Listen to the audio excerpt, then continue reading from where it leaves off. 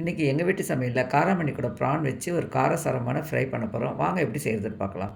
ஒரு கடாய் வச்சுருக்கேன். இது நல்லெண்ணெயில் தாங்க செய்ய போகிறேன். நல்லெண்ணெய் வந்து இது மரசெக்கு நல்லெண்ணெய். ஒரு டீஸ்பூன் உளுத்தம்பருப்பு, ஒரு டீஸ்பூன் சோம்பு போட்டு நல்லா பொரிய விட்டுருக்கேன். இது மரசெக்கு நல்லெண்ணெய் அப்படின்றதுனால இந்த மாதிரி பொங்கி வருது. இப்போ 4 பல்லு பூண்டு, 1 இன்ச் அளவு இஞ்சி நல்லா நசுக்கி சேர்த்து கூடவே கருவேப்பிலை போட்டு வதக்கியிருக்கேன். இப்போ ஒரு பெரிய சைஸ் வெங்காயம் பொடியாக கட் பண்ணி டேஸ்ட்டுக்கு தகுந்த மாதிரி சால்ட்டு சேர்த்து வெங்காயம் பிங்க் கலரில் வர வரைக்கும் வதக்கி விட்டுக்கலாம். ஒரு சின்ன சைஸ் தக்காளி நீள நீளமாக கட் பண்ணி சேர்த்துருக்கேன். நல்லா வதங்கினதுக்கப்புறமா 1 டீஸ்பூன் மஞ்சள் பொடி, 2 டீஸ்பூன் மிளகாய் தூள் சேர்த்து எறா கழுவி வச்சுருக்கேங்க. எறா வந்து அளவெல்லாம் இல்லை. எவ்வளோ போட்டாலும் டேஸ்ட்டு நல்லா தான் இருக்கும். சேர்த்துட்டு நல்லா கலந்து விட்டு மூடி வச்சு கொஞ்சம் நேரம் கலந்து விடணும். இப்போ பார்த்தீங்கன்னா நல்லா ஓரளவு வெந்திருக்கு. இப்போ நான் காராமணி நீள நீளமாக கட் பண்ணி வச்சுருக்கேன். அதுவும் சேர்த்துட்டு கலந்து விட்டுடலாம். காராமணி வேகணும். அதுக்காக நம்ம தண்ணி சேர்த்து நல்லா கலந்து விட்டுட்டு மூடி வச்சிடலாம்.